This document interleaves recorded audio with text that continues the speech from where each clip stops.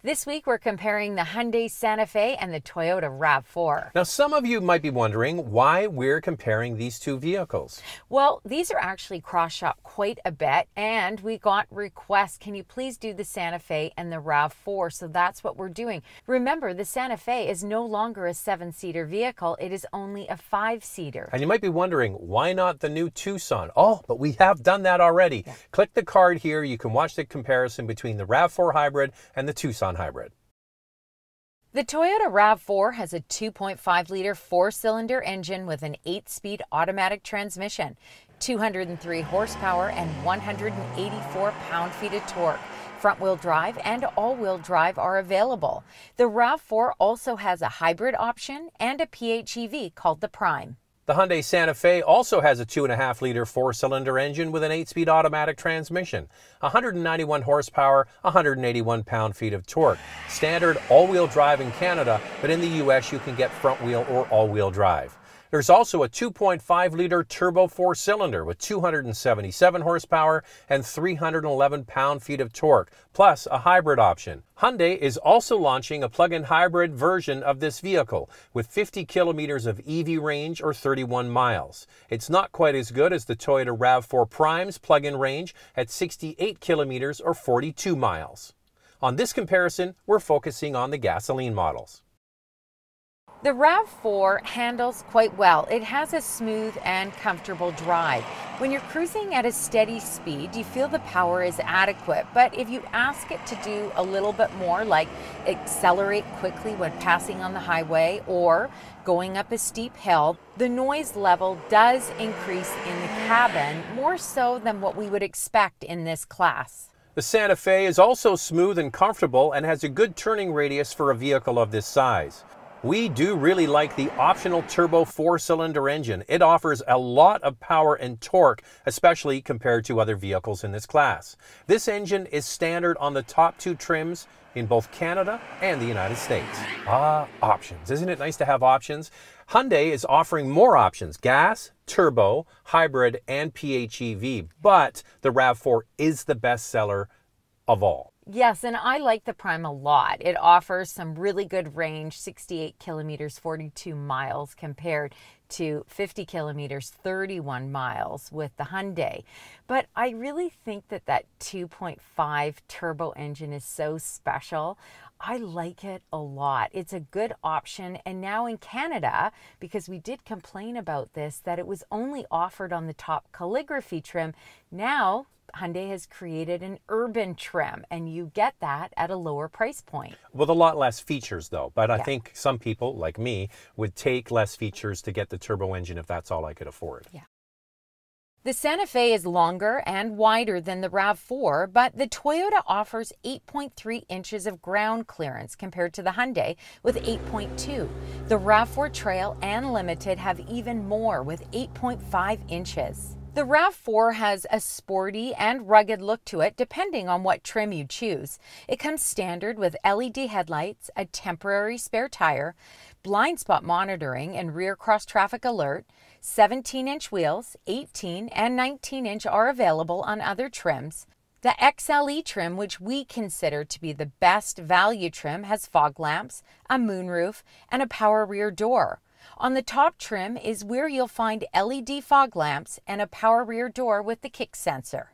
The Santa Fe has a sleek yet sophisticated exterior design, especially with the front grille. It comes standard with LED headlamps and a temporary spare tire.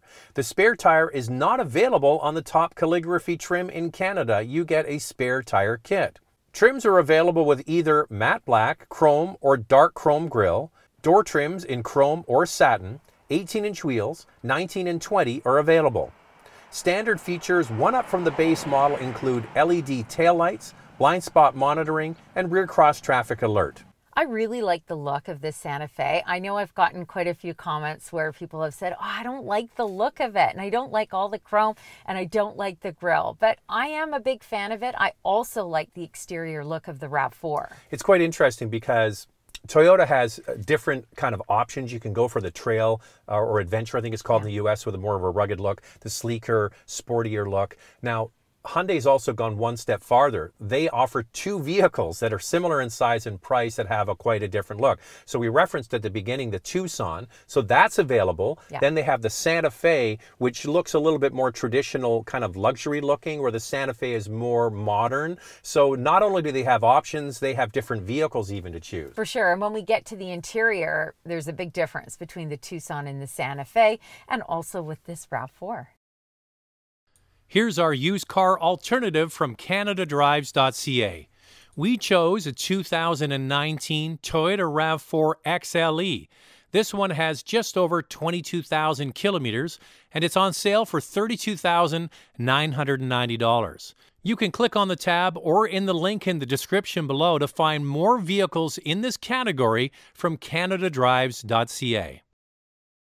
Well, every week we do this comparison twice. You're watching it here on YouTube, but the day before, Andrea puts out the same comparison on Instagram at Motormouth_Andrea. Then we collect your comments and read them out. Zach said it once, RAV4 is the godfather of SUVs, but let me tell you, Hyundai products, Santa Fe, and especially the 2022 Tucson, ain't short of a #Sopranos mojo. Hyundai has come a long way with regards to their design and reliability, but you just can't beat the well-established Toyota. Also, the Santa Fe comes with a push-button shifter, which is your favorite, right, Andrea? I test drove both the RAV4 Limited Gas and the XSE, among a lot of other brands, Mazda, Nissan, VW, before I bought a Tucson hybrid, and I found the Toyota's interiors very disappointing. Add in the louder and laggy engines, I just didn't see the draw to the Toyota other than the resale.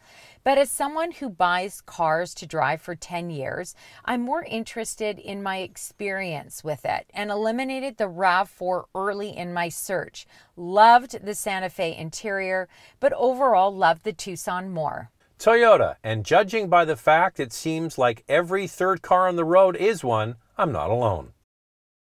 The RAV4 comes standard with heated front fabric seats, a 4.2-inch multi-information display, a 7-inch touchscreen, Apple CarPlay and Android Auto, and a 6-speaker sound system. The XLE trim, which is our best value trim, comes with a leather-wrapped heated steering wheel and a power driver's seat. The two top trims come with the bigger 8-inch touchscreen, a 7-inch information display, Softtex seats, and ventilated front seats. With a package on the XLE trim, you can get the bigger screen, Softtex seats, and driver seat memory.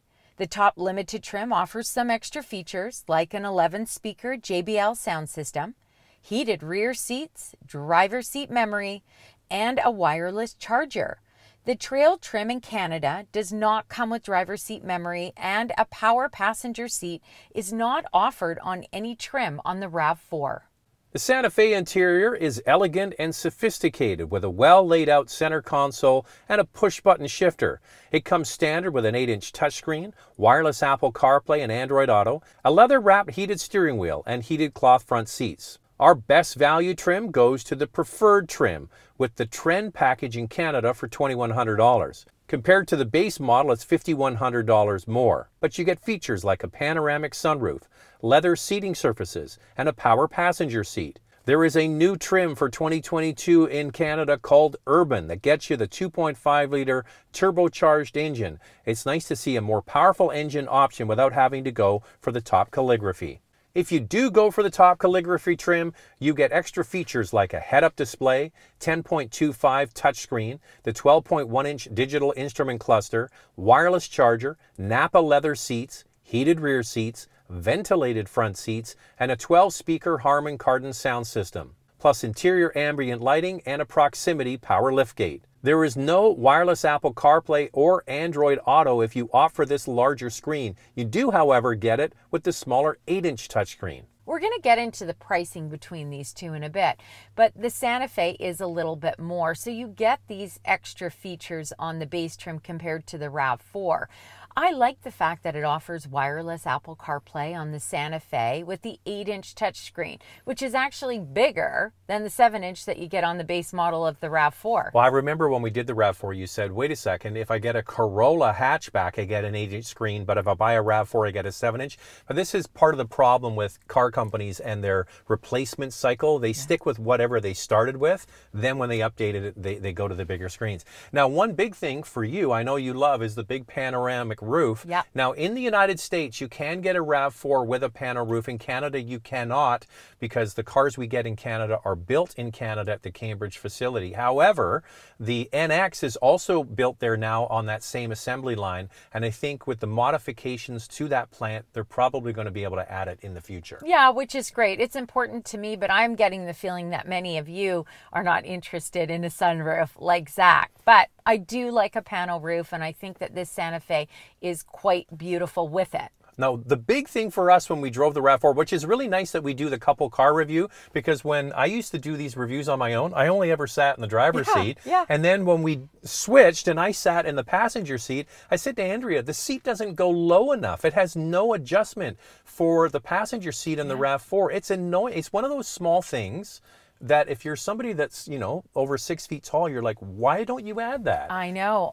I also like the fact that the Santa Fe can get leather seats. Softex is available in the RAV4. Hey, it's a good quality material, but it's not leather. One of our friends who just lives down the street got the RAV4. They had it for a couple of months and they said, oh, we really like the leather. Andrea burst her bubble and said, it's not leather. They couldn't believe it. That's how good it is. But it is still nice to have an option of leather if you want it.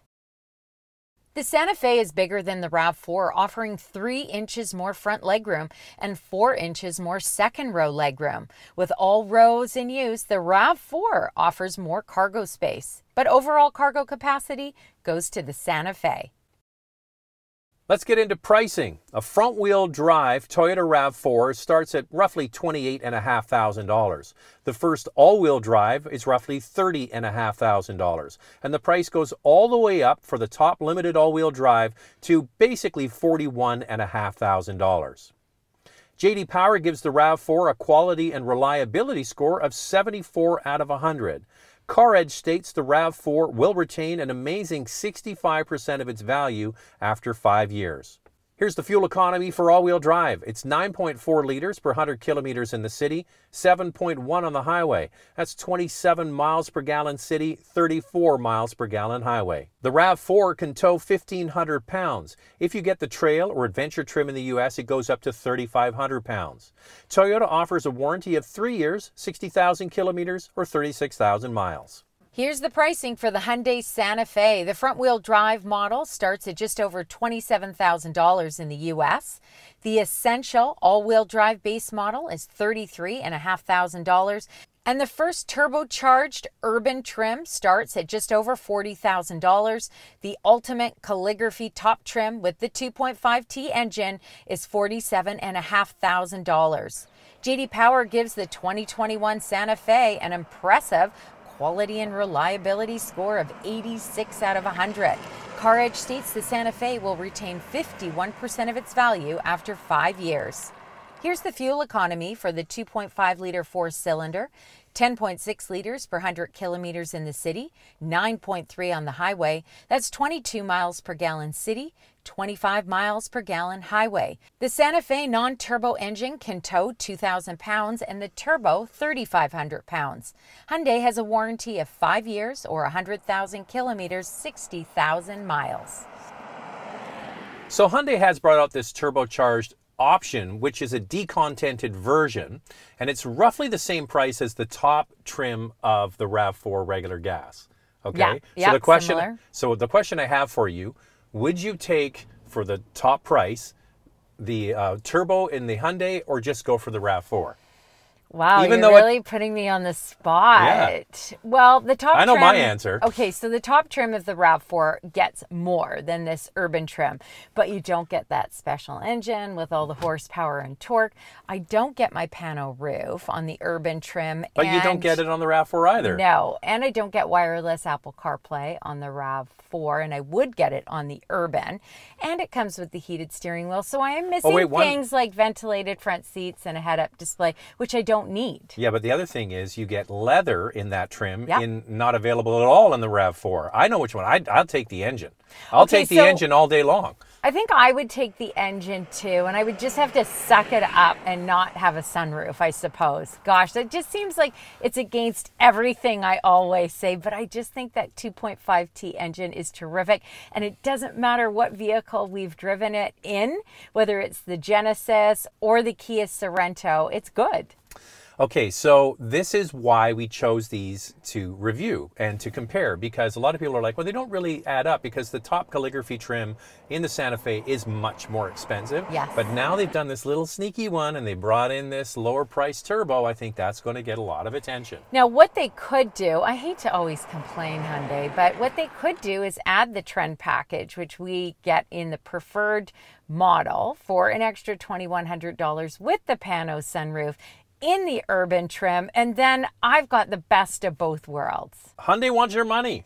I am a little disappointed that that calligraphy trim has all of those extra features, but that's just the way it is. Like you say, they want you to spend more money. So we all know when it comes to resale value, Toyota is king, and it shows with this for sure. What do you say, Zach? It's the bank of Toyota. You put your money in, you get your money out. And the reliability of Toyota. I mean, listen, they have earned it. They make great quality products. People go to them because they know it's going to work. But it's dull. I mean, the RAV4 is dull. Yeah. It totally needs to be facelifted. Apparently, it's coming in the next year or so, but it does look kind of dull in comparison to this car. It does, and I just want to point out the 2021 Hyundai Santa Fe gets an 86 out of 100 quality and reliability score from J.D. Power. Those are pretty great numbers, and I think we have to applaud Hyundai for that.